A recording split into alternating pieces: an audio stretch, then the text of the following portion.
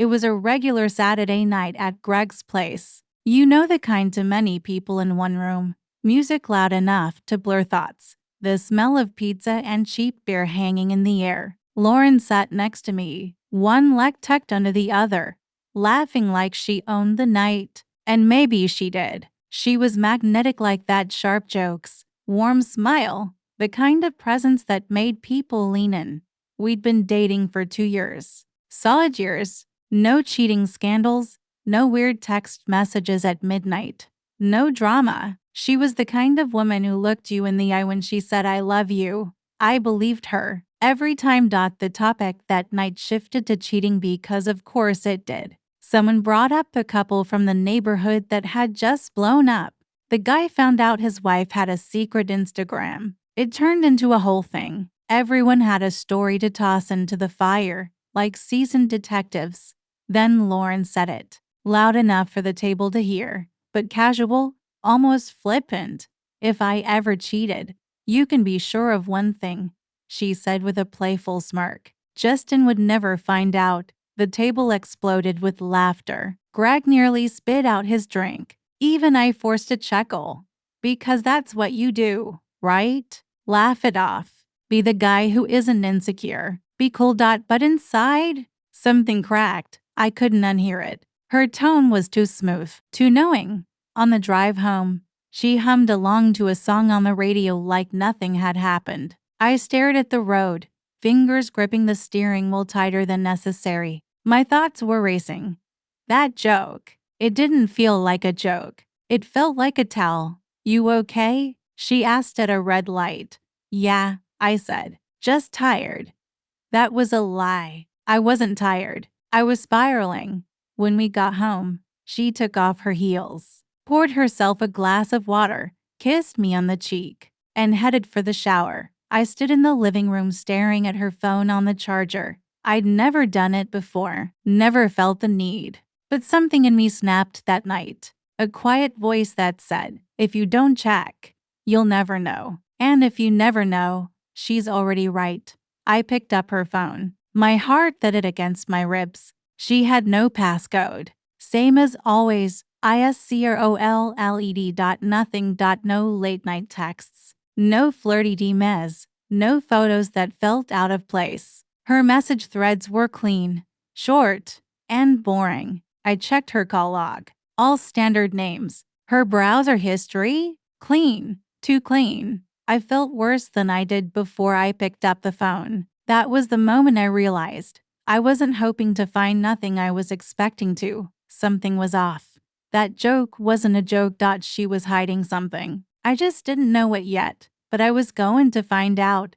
The next night, she was curled up on the couch watching some mindless show, laughing softly into a bowl of popcorn. I said I was heading to bed early. She kissed me goodnight without looking away from the screen. Instead of sleeping, I waited until her breathing changed. Waited until I was sure she wouldn't stir. Then I slipped out of bed and into the living room. Her laptop was sitting on the coffee table, half covered by a blanket.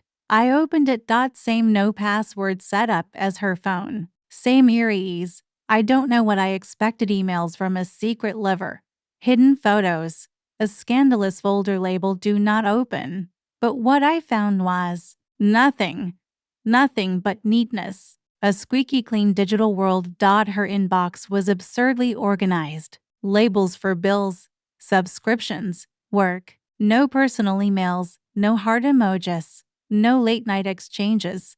Her photos were backed up in cloud folders with timestamps that matched our shared trips. Her notes app was filled with grocery lists and reminders to buy cat litter.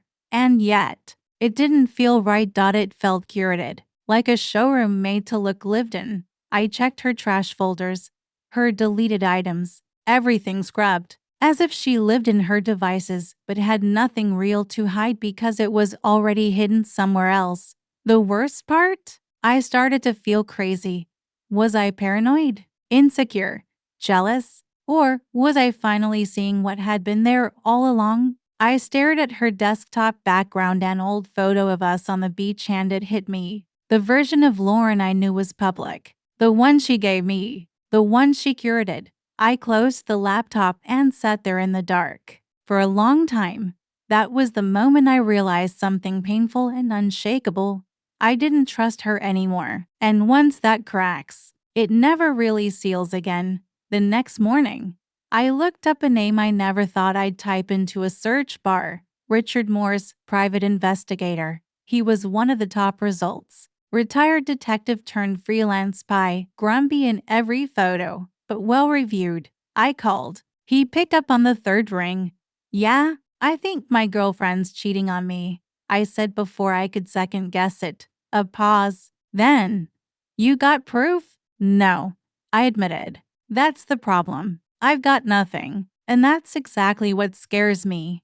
He sighed, like he'd heard this one 100 times. "All right, I'll meet you Thursday. Bring a photo. And don't tell her you called me."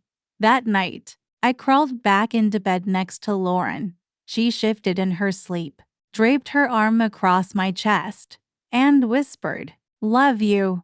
I didn't say it back, because I didn't know if I ever really had her to begin with.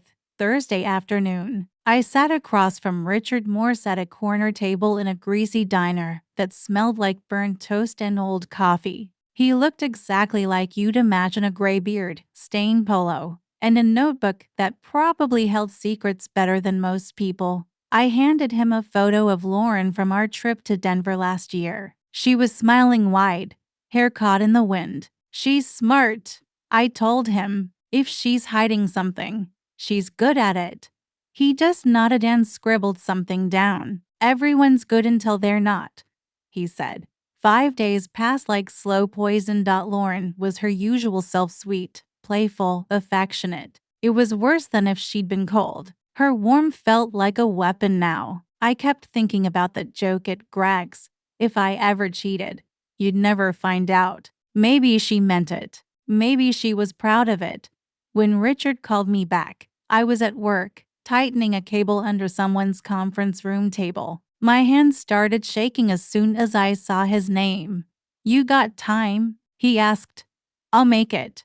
We met at the same diner. This time, he didn't waste a second. "She's got a second phone," he said. "One she keeps in her gym bag, only used for texting. One number. Same guy, same apartment complex. Northeast side." I stared at him. "You're sure?" He slid a manila folder across the table. Inside were printouts, photos of her walking into the building, timestamps, cropped text logs he managed to pull through surveillance contacts. I didn't breathe for a full minute. He closed his notebook and added, "He's married too. Seems like your girl's part-time everything." I took the folder and walked out into the parking lot. I didn't cry. I didn't scream. I just sat there in my car, gripping the steering wheel like it owed me something. The next morning, I waited. Lauren said she had an early gym session. I nodded, kissed her on the forehead, told her to drive safe. Then I followed her. She didn't go to the gym. She drove straight to an apartment complex with green shutters and a crooked mailbox. I parked a few units down and waited 10 minutes before walking up to the door. When he opened it, I saw the confusion hit him first. He wasn't expecting another man on his doorstep. "Can I help you?" he asked. "I'm here for my girlfriend," I said calmly. "Lauren." That's when she appeared behind him, barefoot, her hair still damp from a shower. Her face collapsed. I held up the folder, flipped it open just enough for her to see the photos, and handed it to her. "No yelling," I said. "No drama, just clarity." "Justin, wait." "No," I interrupted. "You joked that I'd never find out, but I did." The other man looked like he'd been hit by a truck. "Lauren, you said you were single."